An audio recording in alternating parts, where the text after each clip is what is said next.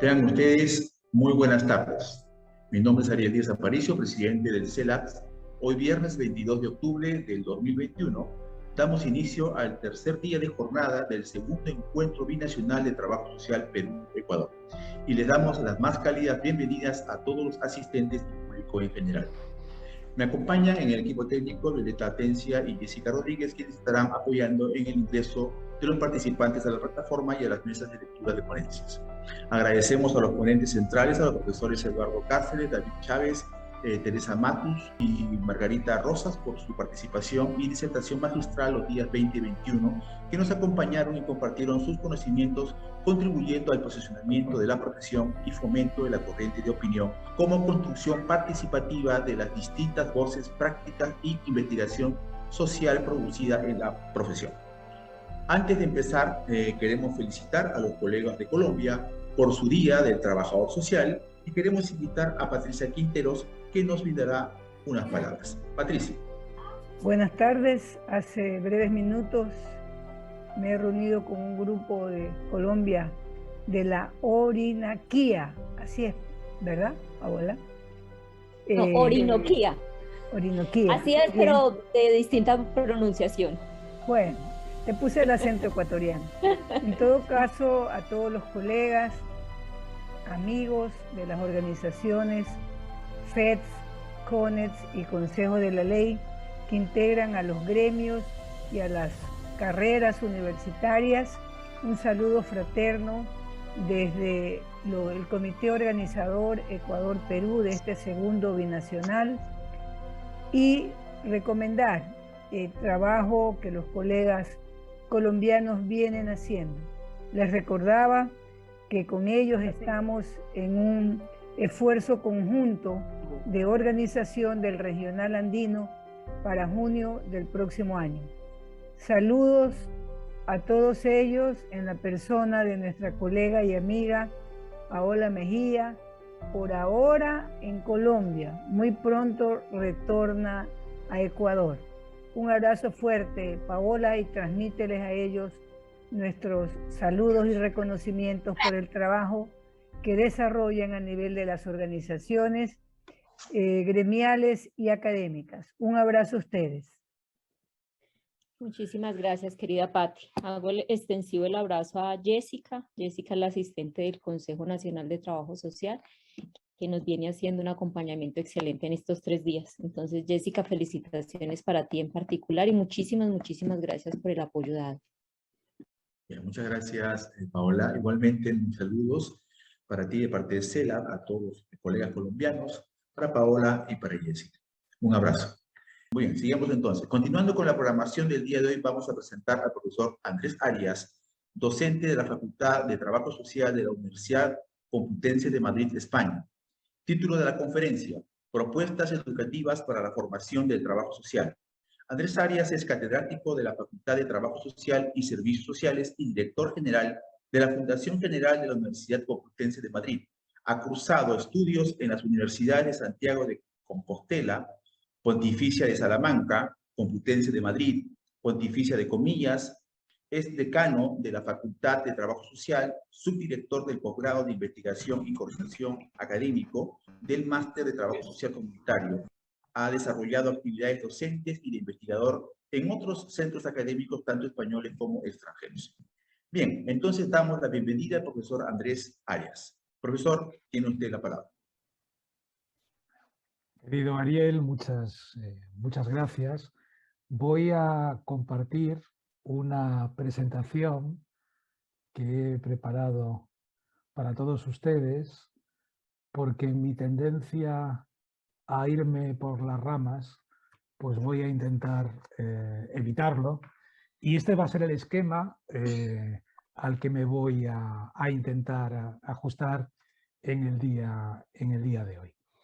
Comenzaré por una introducción que incluirá un saludo, una breve presentación de mi persona y también de los objetivos que tengo para el día de hoy.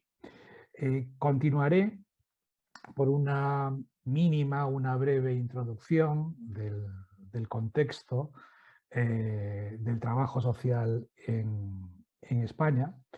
Y les hablaré pues, de la coyuntura, tanto pasada como actual, y sobre todo de la que se producía en los momentos en los que nos tocó dirigir la Facultad de Trabajo Social de la Universidad Complutense de Madrid allá por 2012 y los años en torno a esta fecha.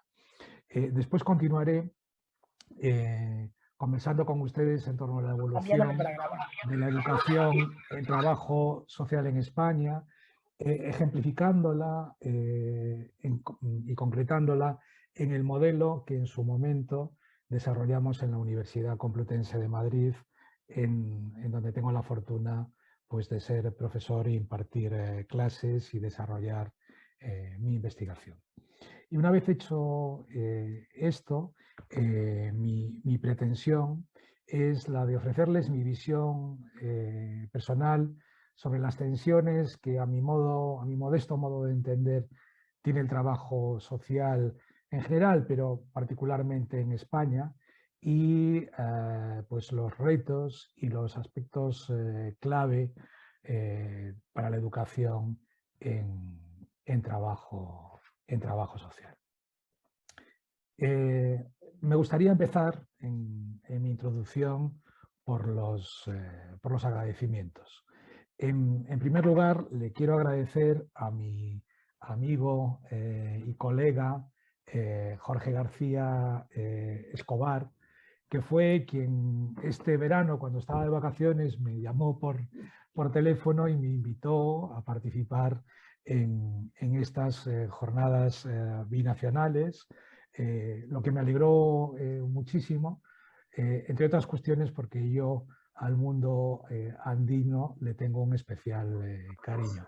Primero porque tengo muchos patas en Perú, y una muy buena relación con académicos, profesionales y otras muchas personas allí, y también porque colegas de Ecuador hemos tenido la fortuna de que hayan venido a realizar la tesis doctoral con nosotras, con nosotros, y la verdad que ha sido una enorme fortuna el aprendizaje que hemos realizado a través de sus estancias con nosotras, con nosotros.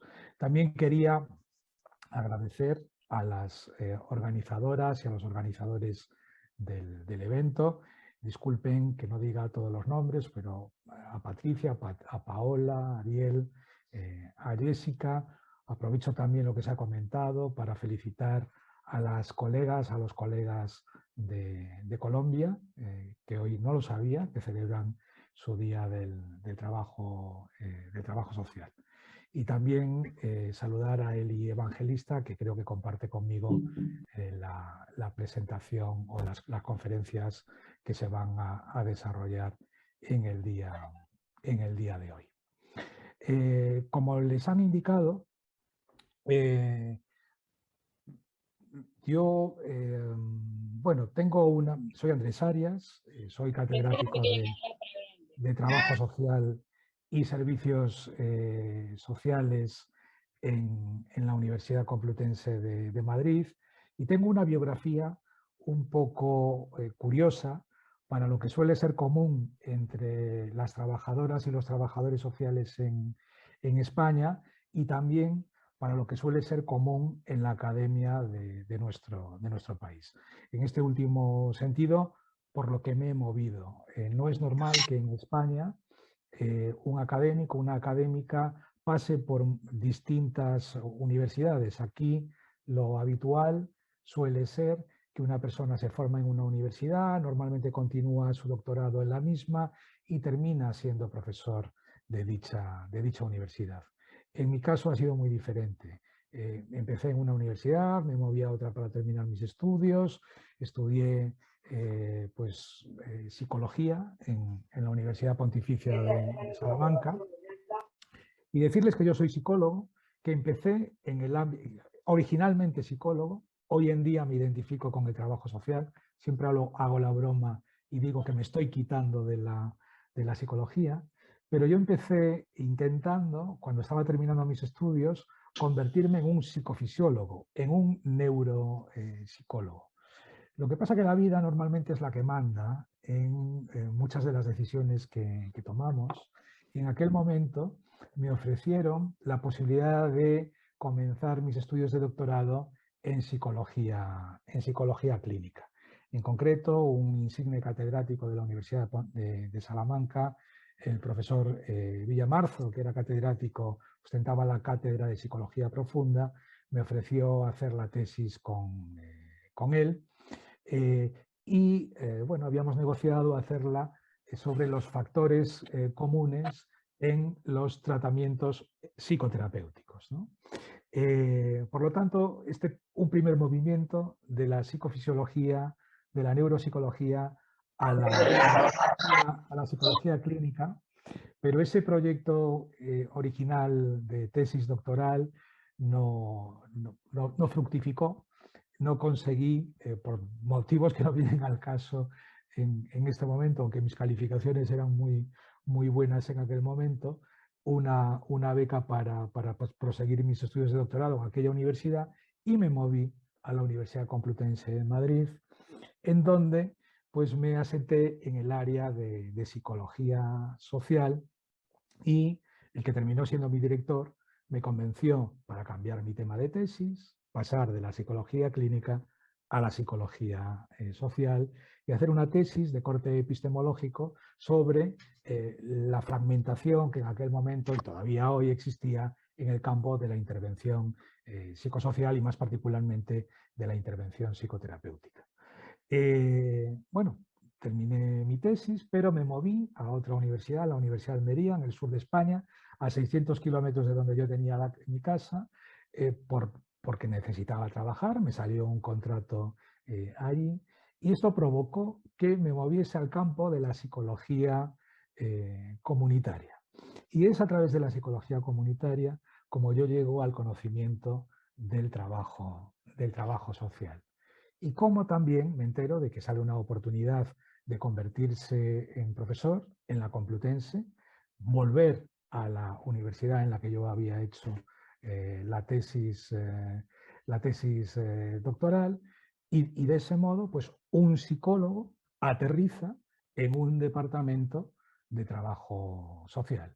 Pero un psicólogo ya convencido de que se quiere dedicar al área de conocimiento de trabajo social y servicios sociales. Pero como ustedes pueden comprender, mis colegas en aquel momento, yo hoy en día haría lo mismo que ellas, no me querían demasiado por ese pecado original de ser psicólogo. Por lo tanto, creo que esto rondaba el año 1999, decidí comenzar mis estudios de grado, de diplomatura se denominaba aquel entonces, en trabajo social. Bueno, mis colegas siguen diciendo que yo no soy trabajador social, yo creo que, que sí, lo demuestran mis investigaciones, lo demuestran pues las clases que llevo impartiendo desde el año 99, lo que escribo y cómo me sitúo, pero a veces, y esto creo que tiene que ver con cosas que voy a decir posteriormente, no perdonamos en trabajo social determinado tipo de pecados originales y nos arrogamos la competencia de determinar quién es y quién no es, quién tiene entrada y quién no tiene entrada a nuestro campo, aunque haya cursado los mismos estudios que nosotros, ¿no? Bueno, cosas que ocurren a veces en la disciplina, ¿no? Los años a partir del 99, y perdone que les aburre con mi biografía, pero verán que tiene después cosas con sentido para lo que voy a decir con posterioridad. Fueron años muy intensos, de muchísimo trabajo. En aquella época, en España, después se lo concretaré un poquito más, los estudios de trabajo social eran estudios de segundo nivel universitario. Nosotros no pertenecíamos a facultades, pertenecíamos a escuelas universitarias. Las titulaciones que nosotros ofrecíamos eran diplomaturas, no eran licenciaturas, eran estudios de 3 años, no eran estudios de 5 años. Esto, desde el punto de vista de los rangos académicos, determinaba que nosotros podíamos ser titulares de escuela universitaria. Bueno, había otras categorías profesionales, pero ya las categorías permanentes y funcionariales eran las de titular de escuela universitaria, catedrático de escuela universitaria. Bueno, cuando yo ya pensaba que había terminado mi carrera universitaria como catedrático de escuela universitaria, pues conseguimos, porque llegamos al decanato con un equipo pues, de personas muy competentes, conseguimos el paso a facultad. Por lo tanto, nos quedaba todavía una carrera académica por proseguir y bueno, por fortuna, en este momento yo ahora soy catedrático de trabajo social, catedrático ya de universidad, no de escuela universitaria. Soy el titular, era el titular más joven de mi facultad y ahora soy pues, el único catedrático que hay en la Complutense y en España. Se lo digo también para que vean ustedes cuál es la coyuntura actual que tiene que ver con la fortaleza de la disciplina. En España en este momento, existiendo 32 escuelas y más de 500 personas en el ámbito académico en trabajo social, solo somos 7 catedráticos de universidad. Creo que la cuestión de género aquí también, bueno, como en otros muchos ámbitos, tristemente, de la vida, tiene su impacto y creo que en este momento son 2 mujeres y somos 5 hombres. Bueno, los objetivos que traigo para hoy, después de contarles e introducirles, y discúlpenme, muy mínimamente mi biografía, los objetivos que traigo para hoy es compartirles una experiencia en la conformación de un proyecto de titulación o un conjunto de proyectos de titulación dentro de una facultad, de la facultad más grande de España, tanto en su producción como en el número de estudiantes y de académicos que formamos parte de la misma. Y en ningún momento, por favor, lo entiendan ustedes como un intento de dar lecciones ni de decirle a nadie lo que tiene que hacer. Nosotros entendemos que nosotros podemos ser un buen ejemplo, pero también un mal ejemplo para otros colegas en lo que hemos desarrollado, pero entendemos también que cada uno debe de recorrer su propio camino. Cada uno tenemos nuestro contexto y el trabajo social ha de ser tan diverso y la enseñanza en trabajo social ha de ser tan diversa como lo son los contextos en los que se desarrolla. Pero entendemos, y creo que ustedes comparten conmigo la misma idea, de hecho este encuentro es ejemplo de ello, que compartir experiencias puede ayudar al propio crecimiento y en este caso a la propia planificación de los estudios.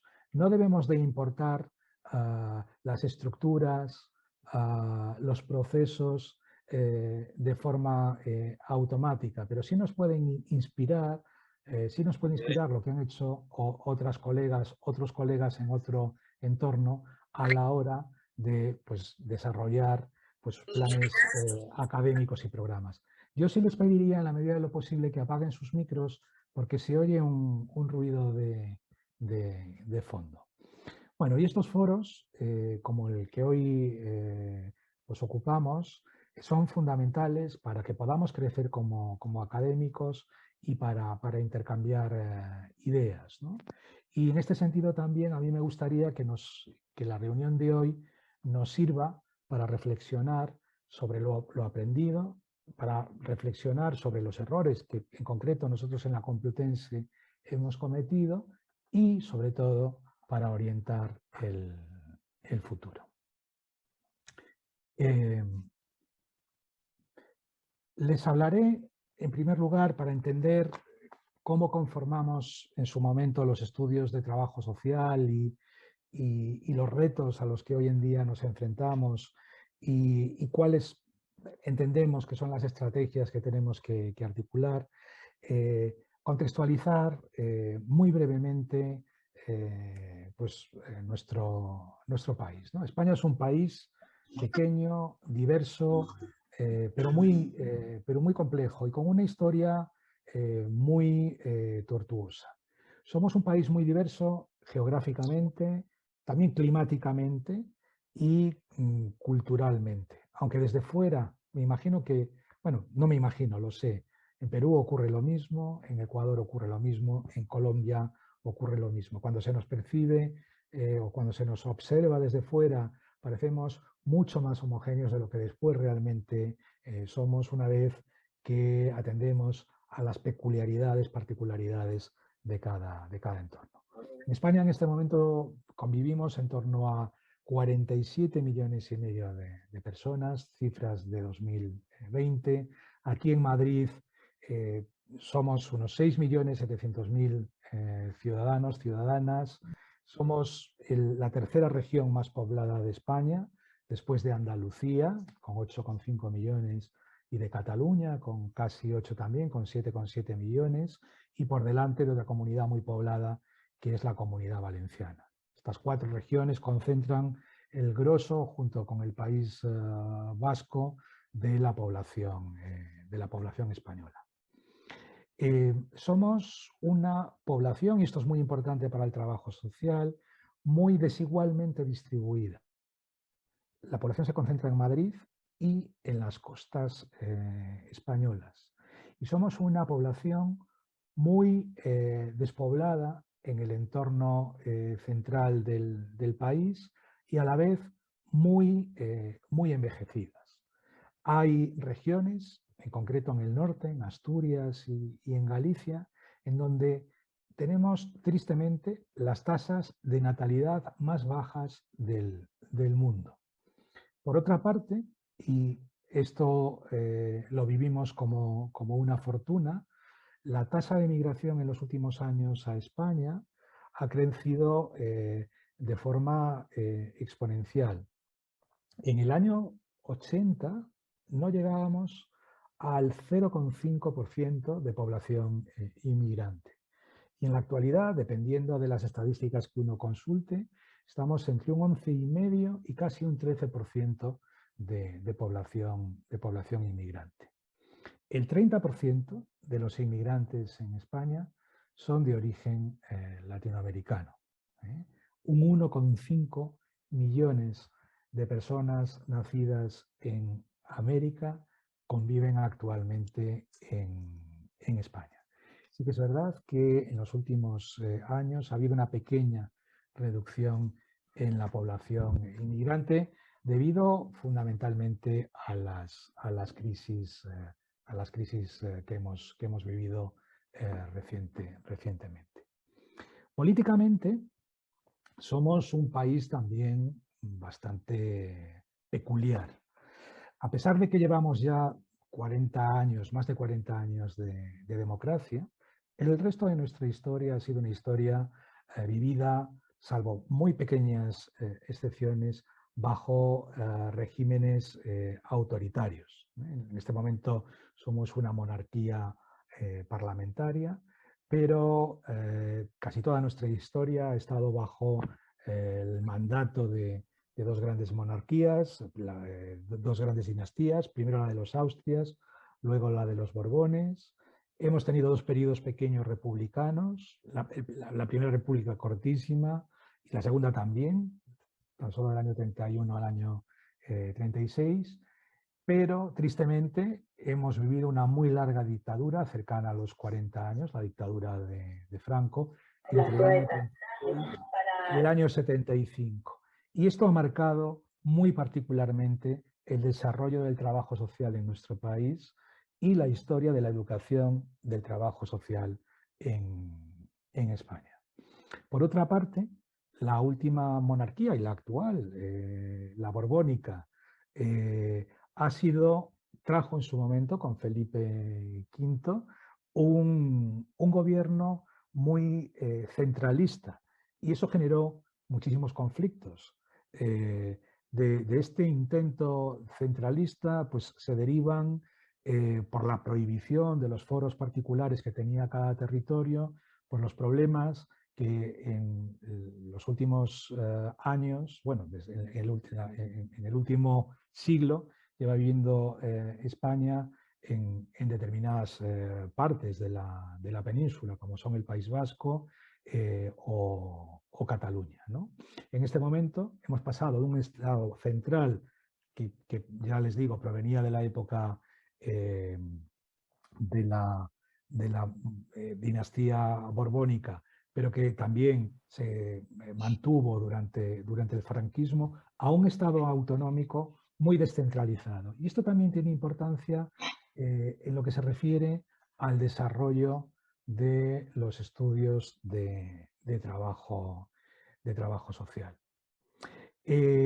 Nuestro país en los últimos tiempos ha estado muy afectado por la crisis, profundamente afectado por la crisis.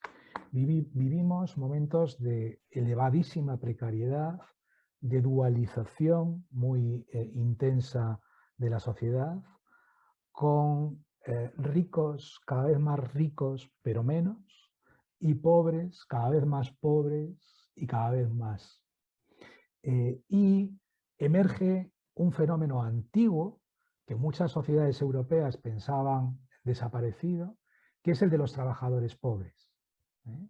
Las personas ya no son capaces de sostenerse a través de los ingresos que generan con sus empleos. Y después también es muy importante para el trabajo social y para la educación en trabajo social, la situación de nuestra juventud. Es una juventud sin futuro, se ha dicho en muchas ocasiones y yo creo que de forma muy acertada, con más de un 40% de paro y más de un 80% de los menores de 25 años que siguen viviendo con sus familias de origen. En teoría, España goza de un estado de bienestar. Lo que pasa es que es un estado de bienestar al que llegamos al final al terminar la dictadura, cuando el propio concepto de estado de bienestar, en los términos convencionales en los que se entendía, había entrado en crisis. Entonces contamos con un estado de bienestar extensivo, pero muy poco intensivo. Hay un amplio elenco de coberturas, pero las coberturas son en muchas ocasiones.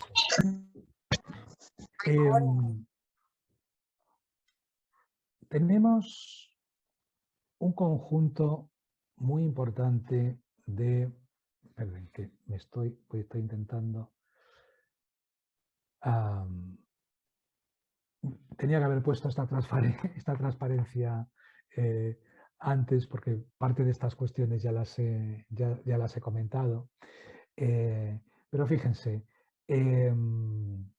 la dictadura marcó, como les decía antes, de forma muy radical el destino del trabajo social en España. Hubo un primer periodo entre el 36 y finales de los 50, marcado por, diríamos, una ideología de corte fascista. Recuerden que Franco era aliado de Hitler y de Mussolini, y en donde, bueno, una extraña componenda local se generó pues una ideología que mezclaba un nacionalismo extremo con un catolicismo realmente rancio, ¿no? Lo que se conocía como nacional catolicismo, ¿no? Con la idea de no tomar nada del exterior, de ser autárquicos, que las ideas foráneas podían contaminar la pureza nacional y católica de los españoles, pero que terminó un auténtico fracaso. A finales de los 50 en España se vivía muchísimo peor que en los años previos a la guerra civil que comenzó en el año 36. Hay en cambio un segundo periodo, un periodo desarrollista, en donde Franco cambia sus ministros y empieza a integrar en el seno del gobierno a los denominados tecnócratas.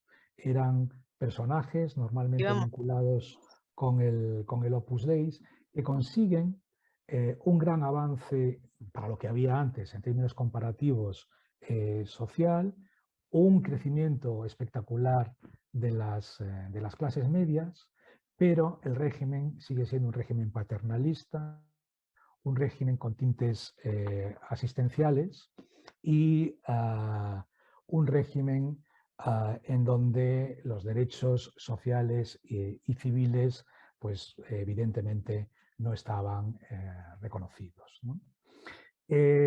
Fíjense, justo después de la dictadura ha habido mucha gente, y todavía quedan algunos, y hoy en día con la emergencia de los nuevos partidos de derecha, emerge de nuevo esta idea de que durante la dictadura se vivía mejor, cosa que sinceramente se cae por su propio peso. Pero sí que es verdad que había gente que añoraba el tiempo de la dictadura porque la democracia empieza en España cuando se empiezan a notar de manera radical las consecuencias de la crisis del petróleo del año 73. La dictadura durante sus últimos años tuvo muchísima oposición, tanto externa como interna, y lo que pretendía era acallar las críticas, manteniendo el bienestar de la población, pero generando, ocultándola, una crisis que estalla justo cuando se termina la democracia.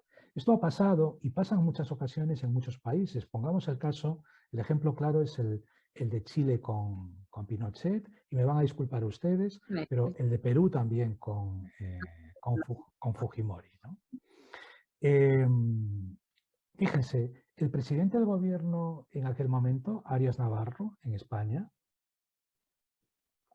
confesaba que se había mantenido artificialmente los precios, subvencionando, por ejemplo, el coste del azúcar, de productos básicos como el azúcar, a través de aportaciones del propio Estado. Si, por ejemplo, el Estado compraba por 50 centavos un kilo de azúcar, al consumidor solo le costaba 25. Evidentemente todo eso se destapó después de terminarse la dictadura, pero eso en la percepción de la gente generaba cierta añoranza. Bueno, esto sin duda debe de darnos para reflexionar.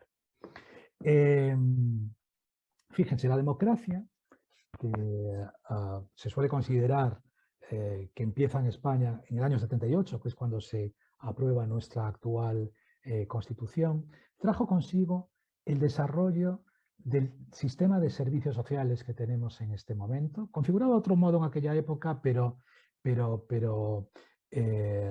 más centralista, más basado en empleos estatales. Hoy está todo mucho más privatizado, y otros sistemas de protección social que incidieron de modo radical en el desarrollo del trabajo social, porque permitieron empleos para trabajadores sociales. Quien terminaba la carrera, quien terminaba sus estudios, que todavía eran de formación profesional, no universitarios en ese momento, en trabajo social, como asistente social, que se denominaba en aquella época, encontraba automáticamente empleo. Pero andando el tiempo, en torno la crisis del 2008 ha traído y ha afectado en todas sus dimensiones a nuestro país, como a otros muchos, por supuesto, y particularmente al estado en el que se ha desarrollado el trabajo social. Les comentaba antes, la precariedad, la juventud sin futuro y, entre otras cosas, y a partir de 2015, el fin del bipartidismo y la capacidad para el turnismo, podríamos decir, entre partido conservador y partido socialdemócrata. Han entrado otros agentes, más a la izquierda y más a la derecha, y vivimos ahora tiempos de diferente gobernabilidad, podríamos decir, ¿no? Con un estado de bienestar en el que cada vez se reconocen más derechos a la ciudadanía, pero que cada vez se tiene menos recursos para darle respuesta. Y sin duda, parte del contexto que tenemos que considerar a la hora de analizar nuestra situación actual es el de la crisis que ha traído consigo la pandemia del COVID-19 y la crisis post-pandémica que al menos aquí en España vamos a vivir, con el gran endeudamiento público al que nos estamos sometiendo y con la afectación en todas las dimensiones de la vida que ha traído la pandemia. Ahí aparece la palabra ERTES. El ERTE es un mecanismo que se ha articulado aquí en España para seguir manteniendo los salarios de quienes no han podido trabajar durante la pandemia. Se han puesto fondos públicos. Esta crisis se ha tratado de resolver de forma radicalmente diferente, de forma antitética a la crisis de 2008, que no se resolvió nunca. Todavía seguimos viviendo sus consecuencias, en donde un gobierno conservador en aquel momento decidió que lo que había que hacer eran recortes máximos en todo lo público, y en este momento el gobierno actual, que es un gobierno socialdemócrata con alianzas con el grupo de Podemos, que es un gobierno más un partido más a la izquierda, ha decidido que el Estado debe de concurrir con recursos para el mantenimiento del bienestar de la ciudadanía.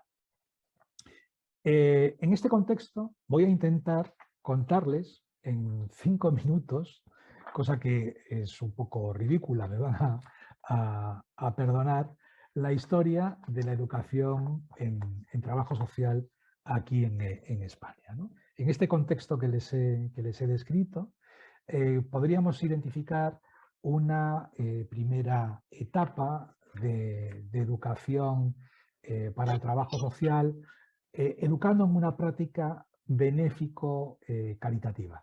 La primera escuela de trabajo social en España se fundó en el año 1932, en plena república, pero tenía tintes caritativo-religiosos. No sabemos qué hubiese pasado si en nuestro país no hubiésemos tenido una dictadura, pero podemos adivinar que el discurrir de la asistencia social, como se llamaba en aquel momento, hubiese sido otra muy distinta a la que fue. Esta etapa benéfico-caritativa se caracterizaba por una educación no técnica en la que lo ideológico prevalecía sobre lo fáctico. La práctica profesional se pondría al servicio del mantenimiento del orden social autoritario y jerárquico de la dictadura. A esta etapa, también durante la dictadura, le siguió la que hemos dado en denominar una etapa de práctica técnico-profesional. El aprendizaje de las herramientas y habilidades técnicas para prestar una asistencia social adecuada y profesional se convirtió en una de las preocupaciones fundamentales en este periodo, aunque sin apartarse de los principios establecidos por el régimen autoritario franquista. El trabajo social en este momento se imparte en escuelas de índole religiosa o vinculadas con el partido único de aquel momento en España, que era Falange Española, y lo que trataban era de inculcar pues, estas ideologías, ¿no? Llegamos, con el paso de los años, a una etapa que podemos denominar de consecución del estatus universitario para el trabajo social.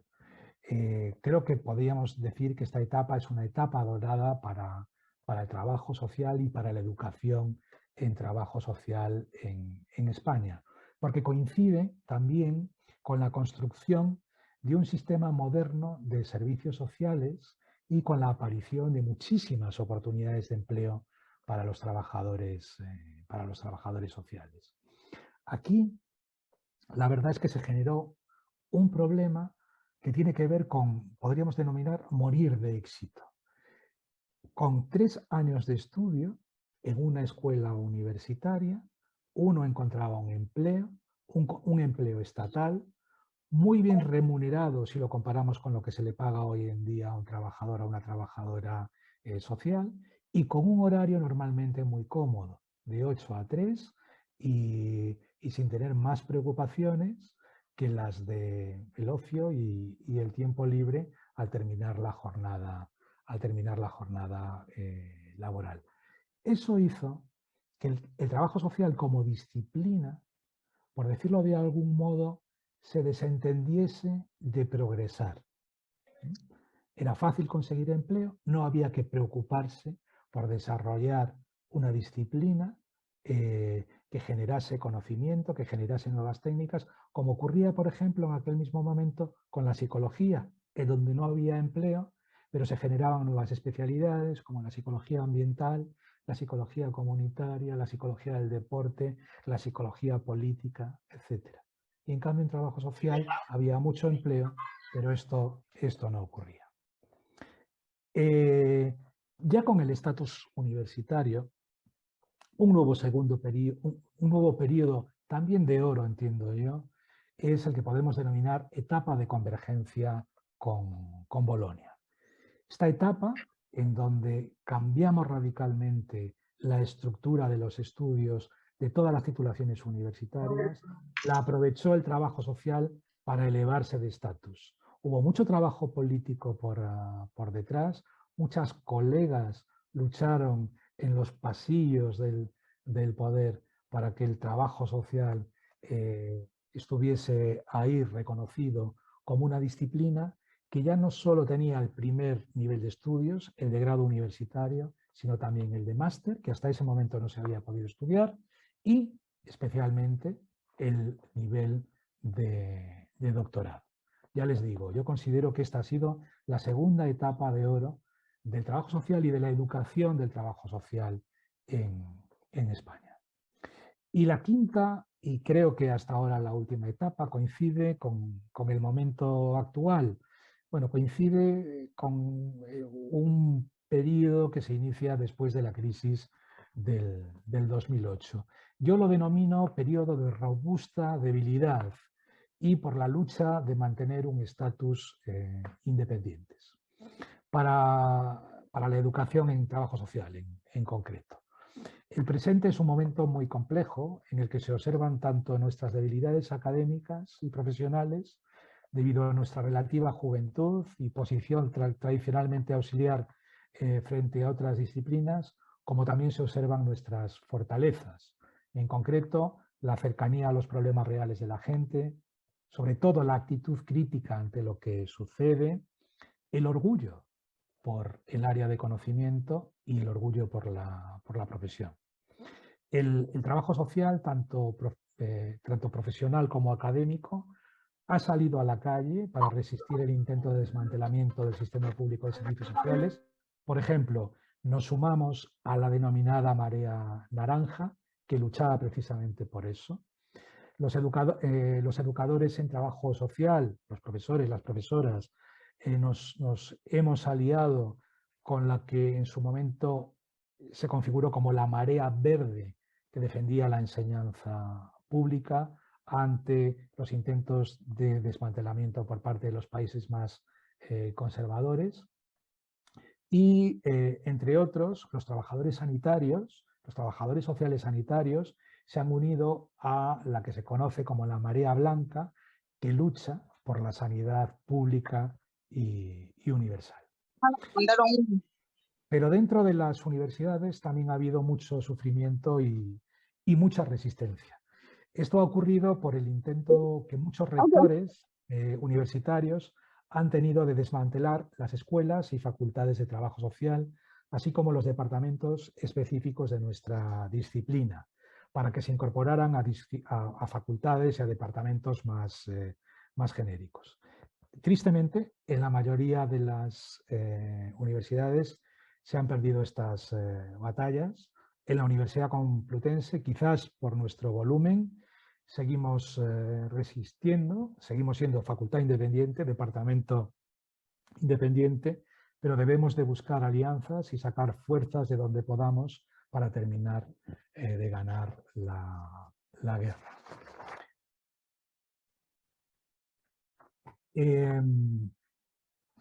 Nuestra situación actual, desde el punto de vista de la estructura de nuestros estudios, es la que ven ustedes ahora en la pantalla. Tenemos un grado de 4 años. Aquí nosotros medimos los estudios en créditos. Un crédito corresponde a 25 horas, tanto de clase como de estudio autónomo del estudiante y otro tipo de actividades. El objetivo es dotar de competencias generales a las futuras trabajadoras y trabajadores sociales, y en nuestra facultad admitimos actualmente a 350 estudiantes y tenemos un total de 1.500 estudiantes de grado. Somos una facultad, para los términos de nuestro país, enorme, y para los términos europeos, gigantesca.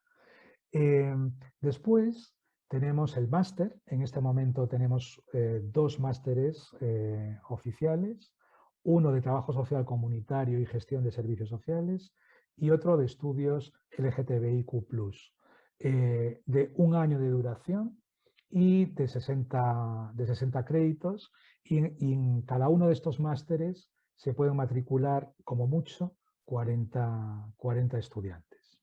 Y por último tenemos un programa de doctorado, que ha sido el primer programa de doctorado desarrollado en España específico de trabajo social, cuyo objetivo fundamental es la investigación. El objetivo fundamental del máster es el dotar de competencias profesionales específicas a los egresados, y en el doctorado es convertir a los egresados en investigadores cuando terminen sus estudios. Aquí el número de plazas es muy reducido, es de 20 estudiantes.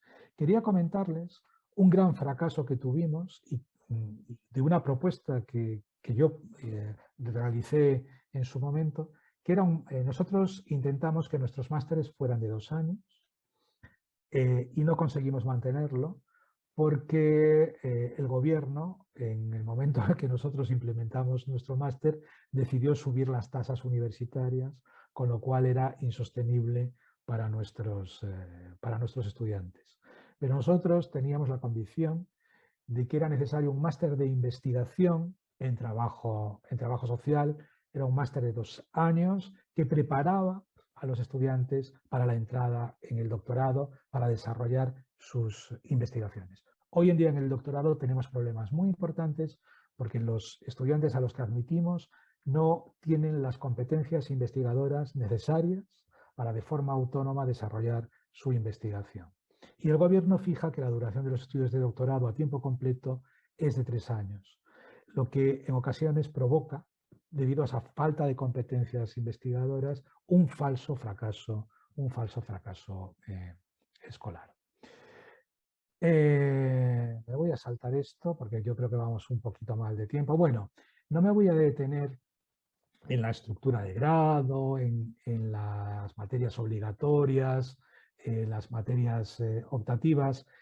Quienes de ustedes estén interesadas, escríbanme directamente o consulten nuestra página web, porque ahí está toda la información. Pero bueno, tenemos asignaturas troncales de otras materias que tienen que hacer todos los estudiantes, 60 créditos en este caso, materias obligatorias, una serie de asignaturas, trabajo social con casos, trabajo con comunidades, trabajo con grupos, técnicas de investigación para el trabajo social, por ponerles algunos ejemplos.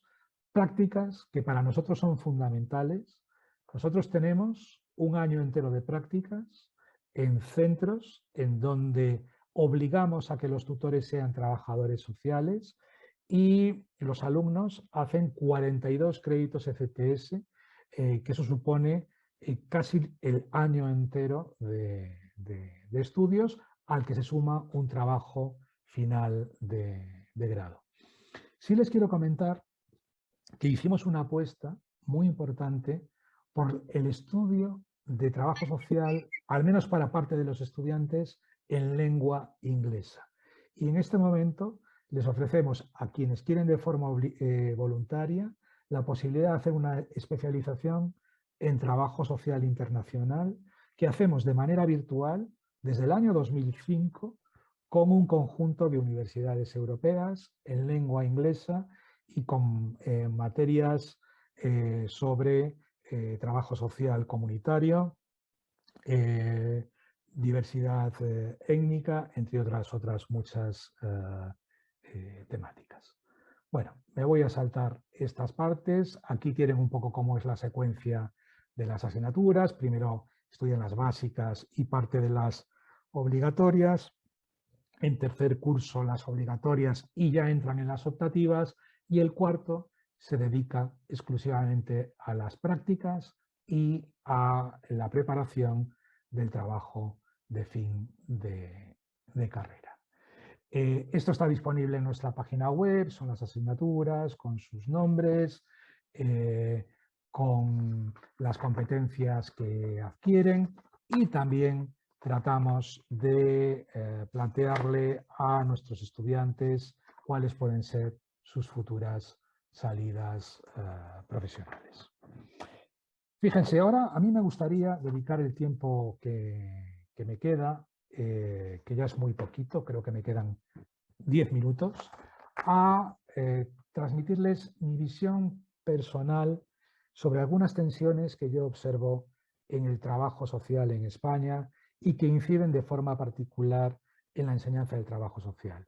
Y creo que son tensiones o situaciones críticas que no solo inciden sobre el trabajo social en España, sino que posiblemente algunas de ellas las puedan trasladar a sus entornos. La primera tensión es la tensión entre la profesión y la disciplina. Yo aquí me van a disculpar, pero me decanto por entender que el trabajo social no es solo una profesión, sino que es una disciplina de la que se deriva una profesión. Pero sinceramente creo que si ponemos primero la profesión, el trabajo social está condenado a desaparecer. Porque habrá otras disciplinas y habrá otras profesiones que si nosotros no generamos conocimientos, no generamos tecnología, no generamos tecnociencia, entre comillas, que dé respuesta a los problemas de nuestro tiempo, estamos condenados a la desaparición. Otra tensión es la de profesión y activismo. ¿Por qué nos decantamos? ¿Por ser activistas o por ser profesionales? Evidentemente puede llegarse a una combinación de ambos roles, pero si apostamos por el activismo es muy probable que terminemos con el trabajo social y con su enseñanza distintiva. Sinceramente creo que la definición internacional de trabajo social, que es una muy bella definición, no termina de concretar de forma distintiva qué ha de ser el trabajo social. Es un desideratum de algunos de los rasgos que debe de cumplir nuestra profesión, pero no es capaz de distinguirnos de otras por lo que hacemos. Nos distingue por lo que aspiramos, pero no por lo que hacemos ni por el conocimiento que desarrollamos. Otra tensión es la tensión entre acción o práctica, como decimos, la importancia de la práctica frente a la teoría y frente a la teoría y a la investigación. La práctica, investigación, la práctica sin teoría es ciega y creo sinceramente que no nos lleva a ningún lugar. Y en ocasiones desde las facultades cometemos el craso error de darle más importancia a la práctica y olvidarnos de que somos una disciplina académica y que debemos de construir conocimiento a través de la investigación, sobre una práctica, evidentemente, sobre una práctica profesional, pero que debemos hacer investigación rigurosa y construcción rigurosa de conocimiento. Y después, algo cada vez ocurre menos, pero las trabajadoras sociales, los trabajadores sociales, estamos eternamente instalados en la queja. No nos consideran, en las instituciones, otros profesionales, otros académicos. Tenemos que dejar de quejarnos y tenemos que empezar a contribuir más para que se nos haga caso. No podemos esperar que vengan a reconocernos lo buenas que somos desde el inmovilismo, desde ocupar un espacio que es el espacio del trabajo social. Lo que tenemos es que contribuir con conocimientos, contribuir con habilidades y contribuir con lo que más nos caracteriza, que son nuestros valores y nuestras actitudes, en la puesta en práctica de conocimientos frente a otras profesiones que a veces se olvidan de esta parte más actitudinal.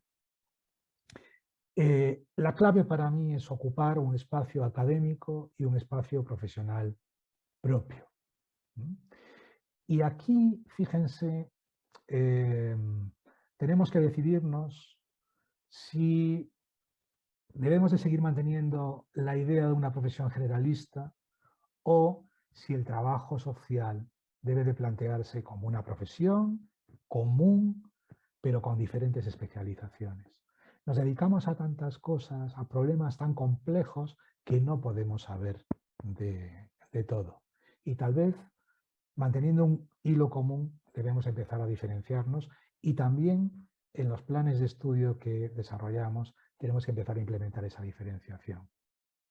Y después algo que me preocupa, que son los criterios de admisión a la titulación. Aquí en España, el gobierno utiliza muchas titulaciones y entre ellas el trabajo social para permitir que los estudiantes accedan a estudios universitarios. Estudiantes que no entran en medicina, que no entran en otras disciplinas, pueden entrar en trabajo social porque sus números clausus son mucho más, menos exigentes que en otras disciplinas. Y esto provoca que graduemos a un número muy elevado de estudiantes que nunca terminan ejerciendo la profesión, con la frustración que eso genera, pero también con el impacto sobre la imagen social de nuestra disciplina y de nuestra profesión. Y después, yo creo que algo fundamental es qué modelo de titulación queremos. Una titulación en la que se estudia y se exige, y después también cuáles van a ser los criterios pedagógicos que utilicemos. Enseñar solo haciendo y reflexionando o de otros modos. Bueno, no tengo mucho tiempo para extenderme sobre estas cuestiones, pero lo planteo como tensiones que están ahí. Yo no tengo respuestas definitivas sobre las mismas, pero creo que debemos planteárnoslas, ¿no? Bueno, los retos a los que nos enfrentamos de cara a enseñar a nuestros estudiantes es, tenemos que enseñar a profesionales que tienen que establecer vínculos y lazos sociales en sociedades donde el individualismo es creciente. O sea, los sometemos a paradojas y tensiones muy importantes. En un contexto de globalización económica, de globalización en otros ámbitos, los problemas son locales, pero se expresan localmente, pero en muchas ocasiones los fenómenos son generales. En poblaciones crecientemente envejecidas, al menos aquí en Europa, pero es algo que ya está pasando en la mayor parte del mundo. El fenómeno de la migración está ahí y es un reto por múltiples razones, la génesis de la xenofobia, entre otros muchos aspectos, pero debemos contemplarlos, ¿no? Y después también, en un contexto de evolución de políticas sociales y de modelos pluralistas del bienestar. Tenemos unos grandes retos de cara a preparar a futuros profesionales y a futuros académicos para hacer frentes a todas estas temáticas, entre las que se encuentra también el reconocimiento de nuevos derechos. Y yo me planteo, o les planteo a ustedes, que a lo mejor son dos buenas preguntas para el debate, si somos una única disciplina, si somos una única profesión. Porque frente a todas estas circunstancias, a todas estas problemáticas, a lo mejor cabe preguntarse esto. Y si somos una única disciplina y una única profesión, que yo sí lo creo, necesitamos especialidades reconocidas, necesitamos acreditaciones. Les dejo ahí la pregunta. Y ya termino con esto. Aspectos clave para el futuro de la educación en trabajo social. Yo creo que en nuestros planes de estudio, en el diseño de nuestros planes de estudio, tenemos que apostar de manera radical, y hoy en día la tecnología nos lo permite hacer de otros modos también. Nosotros en la Complutense tenemos experiencias, ya les digo, desde 2005, con mucho éxito de internacionalización desde casa, pero también hay que volver a viajar, hay que volver a salir, hay que conocer otras culturas, otras formas de hacer trabajo social, otras formas de expresarse los problemas sociales. La internacionalización es una de las claves del éxito en la formación de los futuros egresados. La innovación y la innovación social y el valor de la innovación social ha de incorporarse también a la formación, a los planes de estudio. Cómo generar, cómo promover la innovación social entre nuestros estudiantes. La transformación digital está aquí, pero la formación en competencias de tecnologías de la información y de la comunicación es clave. Y sobre todo la formación para que los profesionales del trabajo social sepan hacer competentes a las personas a las que prestan servicios. Y después es clave la colaboración con organizaciones sociales desde la academia, con nuestros estudiantes, colaborando activamente en esas organizaciones sociales, y la presencia activa en proyectos conjuntos, en donde se mejora la acción y se hace investigación. La universidad, los estudios de trabajo social, la investigación en trabajo social, lo ha hecho tradicionalmente, pero tiene que salir, tiene que estar en el campo, tiene que estar en la acción.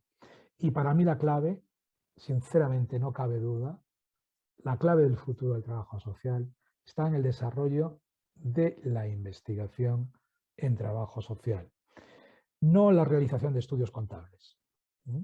Tenemos que estudiar los procesos que permiten la respuesta a las necesidades, a las aspiraciones de las personas, de los grupos, de las comunidades a los que nos debemos, a los que prestamos servicio.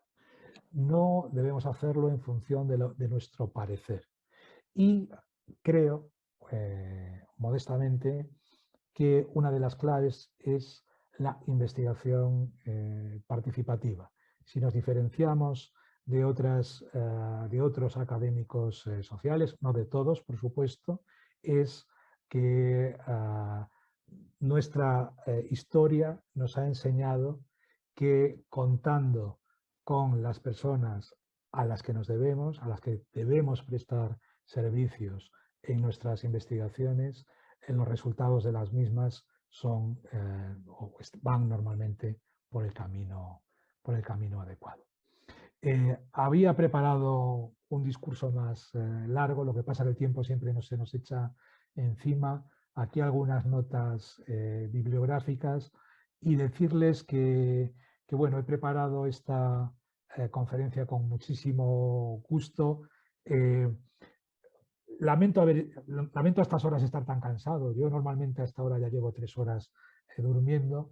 Ha sido una semana muy, muy dura y espero no haberles aburrido mucho, y quedo a su disposición para el debate que ustedes quieran establecer conmigo, y muy agradecido por su atención. Ahora pasamos a la ronda de preguntas. Tenemos 15 minutos. Procuremos máximo un tiempo de 3 minutos para tener mayor participación de los asistentes. Pueden preguntar directamente o levantar su mano, o pasamos a leer las preguntas y comentarios en el chat. Por favor, apaguen los micrófonos para evitar ruidos. Jessica me comenta si tienes alguna pregunta desde el Facebook Live. Bien, estamos abiertos para hacer las preguntas.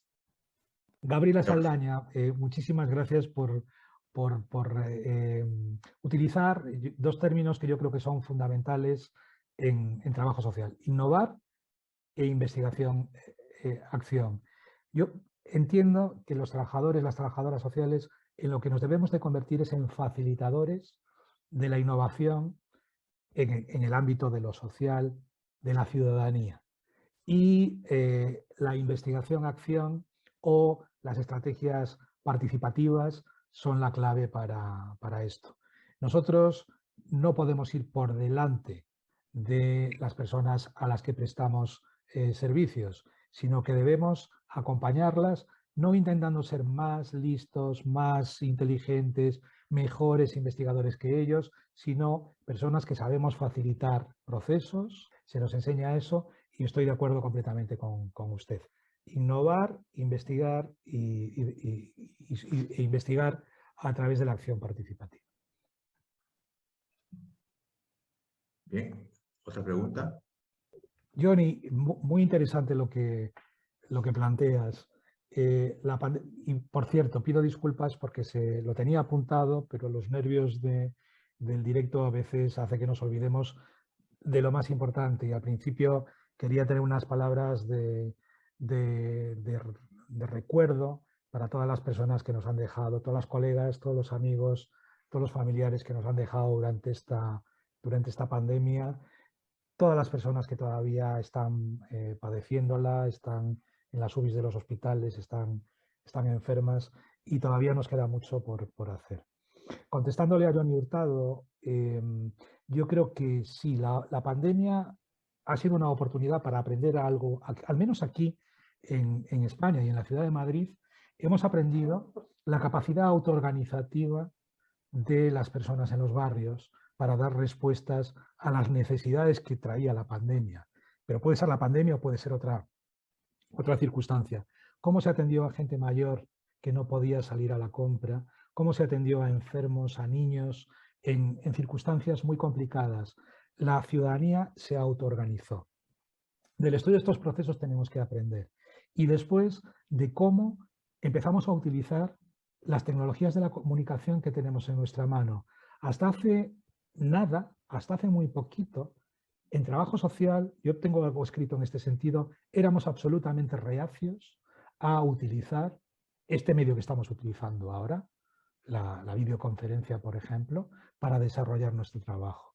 Y es un medio estupendo, no válido para todo, pero estupendo para dar respuesta a muchísimas necesidades, ¿no?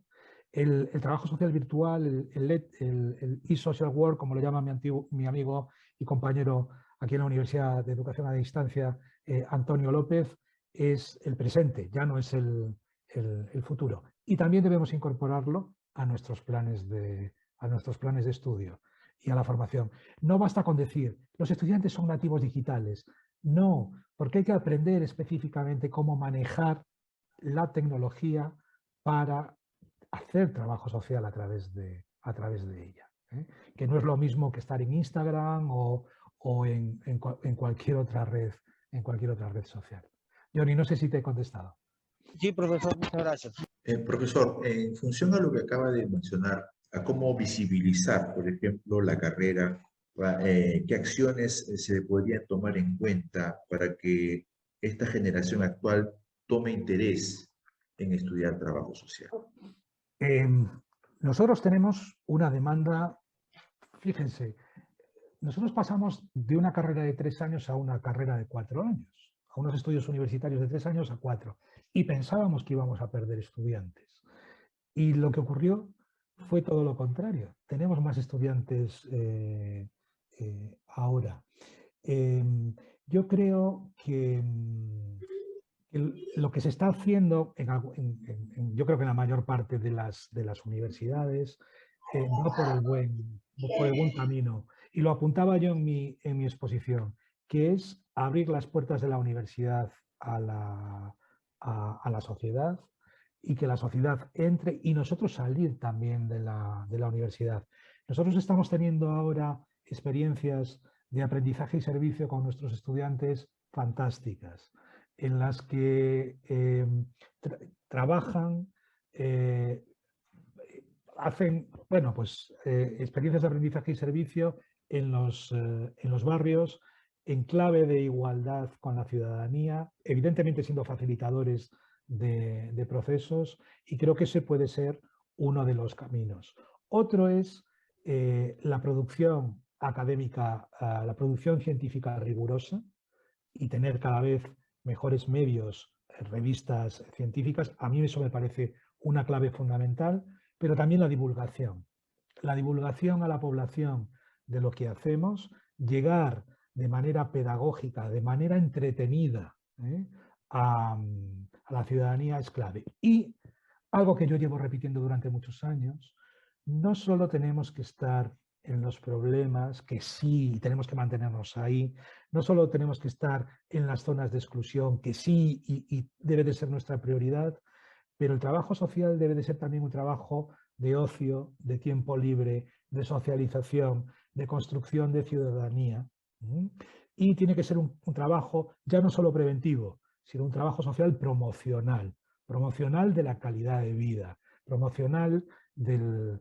Bueno, yo creo que en Ecuador, a lo mejor aquí me meto en política sin querer, el buen vivir, ¿no? O de la buena vida, creo que se referían términos similares, ¿no? Creo que eso puede ser uno de los caminos. Muchas gracias. Bueno, sigamos con las preguntas. Por ahí, Jessica, ¿tienes algo en el Facebook? No, pero aquí en los comentarios nos dice Jenny, ¿cómo han sido recibidas las especializaciones como facilitadores, gestores, evaluadores de programas sociales y otros? Porque en Perú abrirse y atribuirse estas especialidades cuesta mucho. Es una labor más individualizada que institucionalizada. Sí, es verdad. Tenemos, fíjense, yo cuando en un foro que no sea de trabajo social me preguntan, ¿y usted qué es? ¿A qué se dedica? Yo digo, yo soy trabajador social. Tengo muchas colegas que a mí me niegan el ser trabajador social, que en otros foros cuando le preguntan, ¿usted qué es? Lo que dicen es, yo he estudiado antropología, yo he estudiado ciencia política, yo he estudiado sociología. El tema de las especialidades, lo que suele ocurrir es que no se suelen promover desde el propio trabajo social y por diferentes razones, a veces tiene que ver con el poder académico dentro de las instituciones, pero lo que suelen hacer, como muy bien dicen los trabajadores sociales, es ir a estudiar formación, un máster en evaluación de programas, un máster en gestión de recursos públicos, cualquier otra especialidad. Y lo que a veces ocurre es que se deja la identidad de trabajador social y se apuesta por esa nueva. Puede ser, por ejemplo, se me ocurre ahora la mediación. ¿Qué tenemos que hacer? Pues intentar empezar a articular una oferta académica diferenciada y especializada desde dentro de las facultades de los departamentos de trabajo social. Pero para eso es necesario, yo lo apuntaba en mi presentación, tener producción propia, que se genere conocimiento desde nuestra propia disciplina. Yo siempre insisto, disciplina, disciplina, disciplina. Y además con los dos sentidos de la palabra. Como rama de conocimiento diferenciada y también como esfuerzo que uno realiza. Jenny, no sé si le he contestado, que yo a veces me voy mucho por las ramas. Sí, gracias. Profesor, yo aprovecho la oportunidad de tenerte entre nosotros y bueno, no es muy usual que dentro de los organizadores se planteen preguntas, pero yo voy a aprovechar tu presencia. Yo creo que hay unas lecturas pedagógicas emergentes que están retando las concepciones curriculares que, digámoslo entre comillas, tradicionalmente ha tenido el trabajo social. Estas perspectivas decoloniales, estas epistemologías subalternas, estas lecturas y este reconocimiento a nuevas corrientes epistemológicas, por un lado, Y por el otro, la necesidad de dar respuesta a lo misional en trabajo social, que es el respeto a la diversidad y a los derechos humanos, y en ese sentido entonces una formación que realmente propenda por la interculturalidad, por la diversidad, por la inclusión, que yo siento que a veces es mucho discurso y poca acción. Esta mañana estamos con la Universidad de Granada organizando un diplomado en gestión de riesgos psicosociales en el mundo del trabajo y el tema de hoy era el género, ¿sí? Y dentro de las preguntas, bueno, con la colega Lourdes, que sé que está por allí, conversábamos tras bambalinas de la necesidad de desestructurar concepciones sexistas y machistas que los mismos trabajadores tenemos. Y entonces digo yo, pues ¿dónde es el espacio? En casa es complejo por toda esta estructura androcéntrica patriarcal de las familias. Y bueno, se supondría que la misión es nuestra, ¿cierto?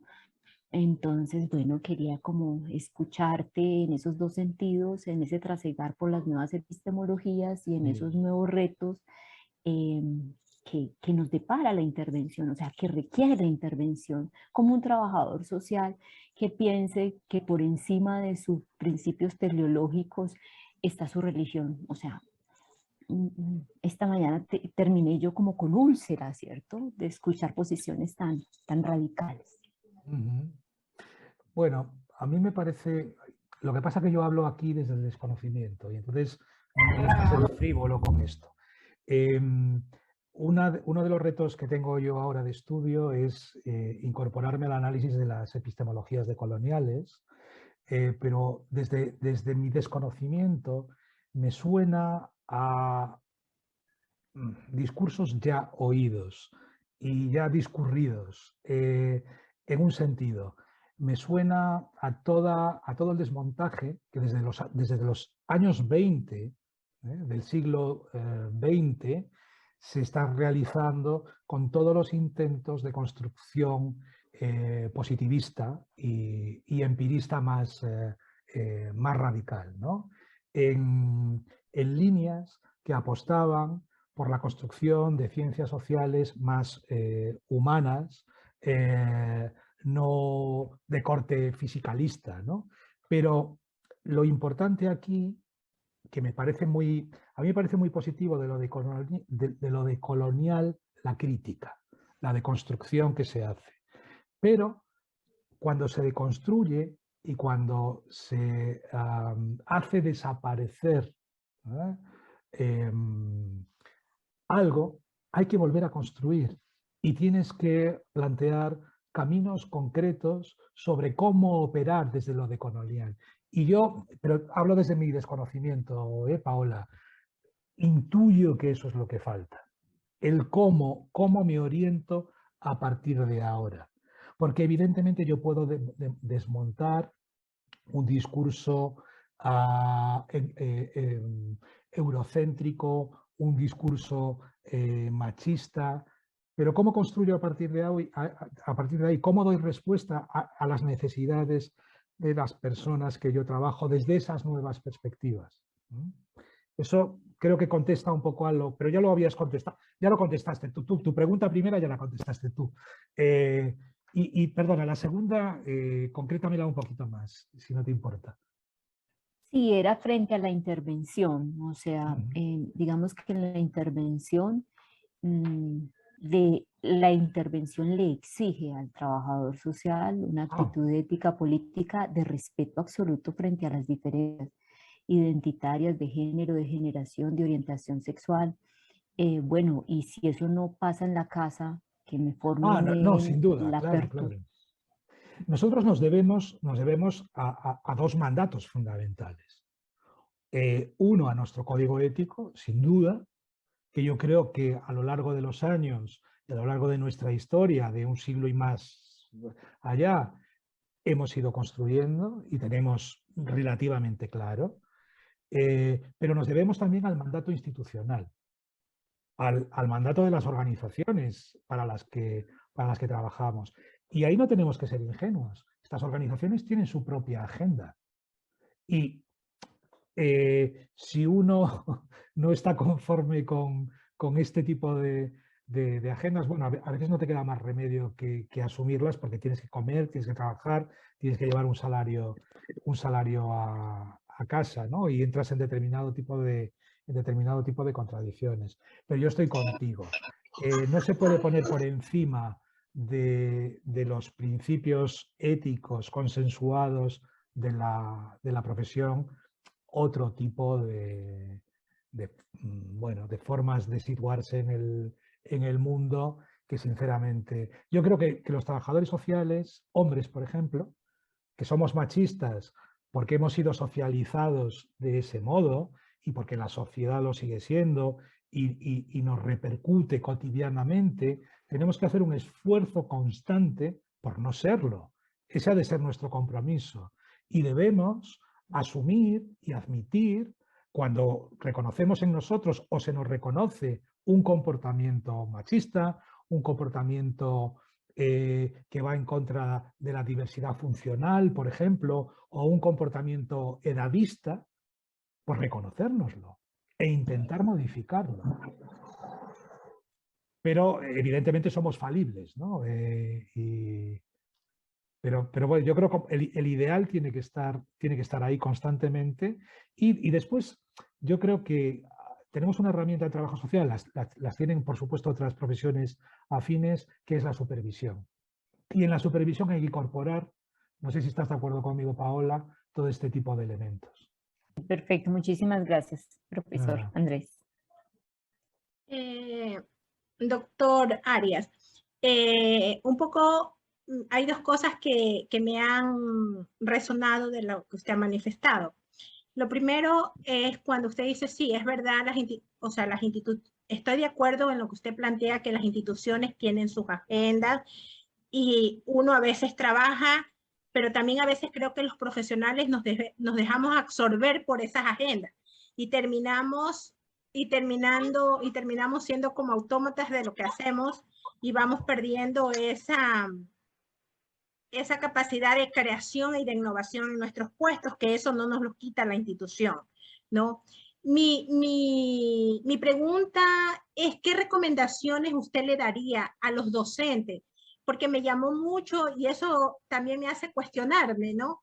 O sea, en relación a la teoría y a la práctica, porque es lo que yo sí he observado. O sea, a veces nos dejamos llevar por el accionar dentro de la práctica y no hay esas reflexiones teóricas que argumenten por qué estoy haciendo, que lleven al estudiante a ser crítico con lo que hace. Entonces, o sea, ¿cómo conjugar esto? Porque a veces las mismas estructuras están como aunque eres responsable de un espacio práctico, por otro lado aparece la teoría y en ese momento de la conjugación como que a veces se pierde, ¿no? O sea, ¿qué recomendaciones usted o qué orientaciones usted le daría a los docentes? Lourdes, muchísimas gracias por tus inteligentísimas preguntas, ¿no? Lo que dices de dejarnos absorber por las agendas es verdad. Ahí yo creo que sí que es importante, de nuevo la supervisión, de nuevo la práctica reflexiva. Yo creo que desde la enseñanza en la facultad, aprender a desarrollar práctica reflexiva en tu propia vida cotidiana, ¿no? ¿Qué he aprendido hoy? ¿Esto qué hago? ¿Qué sentido tiene? ¿Qué impactos tiene? ¿Qué impacto tiene para mí? ¿Qué impacto tiene para la gente que me rodea, para mis compañeros de clase? Y un poco en la misma línea te contesto a tu segunda pregunta, ¿no? Yo creo que lo que tenemos que tener son esquemas analíticos claros. Tenemos que tener preguntas claras. ¿Qué preguntas hacernos a nuestra propia práctica? Yo ahora estoy escribiendo, de hecho, a ver si lo termino mañana por la mañana, un artículo sobre innovación en trabajo social y naturaleza humana. ¿Qué repercusiones tiene para lo que somos los programas a los que sometemos a las personas con las que trabajamos? Por ejemplo, ¿qué sentido tiene una renta ciudadana o una renta mínima de inserción. Si un Estado decide conceder a determinados ciudadanos una ayuda económica, ¿qué ocurre si se condiciona el trabajo o si no se condiciona el trabajo? ¿Qué repercusiones tiene? Y seguramente la mayor parte de la gente que está hoy aquí en el foro diga, no, hay que condicionarlo al trabajo porque... Pero estamos entrando en una lógica determinada que es que hay que trabajar. Y a lo mejor nuestra sociedad se puede permitir ya no trabajar. No estoy diciendo que me decante por una postura o por otra, pero hay que hacerse las preguntas, ¿no? ¿Qué implica que se hagan determinado tipo de cosas y las razones por las que supuestamente se hacen determinado tipo de cosas? Perdón, que me estoy enrollando. Lourdes, yo creo que lo que tenemos es, como docentes, que trabajarnos muy bien las preguntas que les hacemos a nuestros estudiantes sobre las acciones que nos traen a la clase, sobre todo si estamos supervisando prácticas, ¿no? Yo normalmente trabajo con ellos desde analizando un cuestionario para recoger los datos de una persona que acude a un centro de servicios sociales, ¿no? ¿Por qué se pregunta el sexo? ¿Cómo se pregunta el sexo? ¿Por qué le pregunto la edad? ¿Por qué le pregunto por sus relaciones sentimentales? Que seguramente sean preguntas que haya que hacer, pero que normalmente, y como decías tú al principio, nos dejamos absorber por las agendas y nos dejamos absorber por la rutina de la organización. Y el momento de preguntarse, sobre todo, es el momento cuando uno está en la universidad. El momento de aprender a preguntarse y de automatizar estas rutinas de cuestión. A ver, hay un peligro que es preguntarnos constantemente y bloquearnos, ¿no? Llega un momento que las cosas uno ya las tiene claras y las tiene que hacer. Las profesiones también tienen que tener sus rutinas y sus automatismos, ¿no? Pero, bueno, yo creo que hay que tener una agenda de preguntas. Muchas gracias, Lourdes. No sé si te he contestado sí, o gracias a usted. Lo hemos confundido más. Y coincido mucho con usted la importancia de la supervisión, no solamente en los espacios académicos, sino en los espacios profesionales. En nuestro medio, por lo menos lo que yo más conozco, que es Guayaquil, no hay supervisión de espacios profesionales. Por ejemplo, en unidades judiciales donde trabajan un buen número de profesionales en trabajo social o de equipos técnicos, donde se requiere ese tipo de supervisión, y en todos los espacios profesionales donde se requiere no lo hay. Entonces yo creo que eso también es fundamental y coincido con usted. Muy bien. Totalmente de acuerdo, Lourdes. Gracias. Gracias, Lourdes. Bien, se nos ha agotado los 15 minutos. Profesor, sus palabras finales para ir cerrando la conferencia. Muy bien. No, agradecerles las preguntas, la atención. Les reitero que hoy es un día particularmente cansado. Llevamos una semana en la Fundación de trabajo muy, muy intenso. Les prometo que normalmente mi cerebro trabaja con mayor frescura que hoy. Pero lo que sí que no quería terminar invitándoles a escribirme si necesitan cualquier cosa. A mí me encuentran muy fácilmente en internet. Ponen mi nombre y les aparece ahí mi correo electrónico, pero es muy fácil. Mi segundo apellido, @UCM, Universidad Complutense de Madrid, .es de España. Y invitarles, si están pensando en hacer un doctorado, a que le echen un vistazo a nuestro programa. Hemos tenido, como les decía al principio, la fortuna de tener a colegas ecuatorianas y también de Perú estudiando con nosotros. Yo creo que se han ido bastante contentas de la Complutense. Y después también a los que ya son académicos y ya han terminado sus estudios universitarios, pues a que podamos tener un intercambio, a que podamos plantear colaboraciones en el futuro, porque yo creo que eventos como los que están ustedes organizando sirven precisamente para esto, para tender puentes. Y me alegra muchísimo haber conocido su red. Sé que hay otras redes tejiéndose por Iberoamérica. A mí me gusta incluir siempre a España, a Portugal con el resto de países latinoamericanos. Y creo que me encantaría que desde su red nos pudiéramos poner en contacto para establecer lazos con otras redes. Y Ariel o Jorge o Paola, podemos estar en contacto y lo podemos intentar si os parece bien.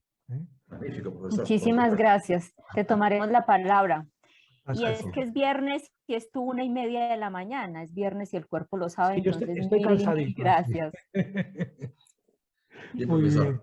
Oye, Bien. yo os voy a dejar, lo lamento, pero es que me estoy quedando dormido, no os miento. Bien, profesor. Reiteramos nuestro agradecimiento al profesor Andrés Arias por su brillante disertación y por compartir sus saberes y conocimientos. Igualmente, profesor, lo invitamos a quedarse con nosotros durante toda la jornada del día de hoy. Muchas gracias, profesor, y un fuerte abrazo. Adiós a todos y a todas. Que tengan un buen día.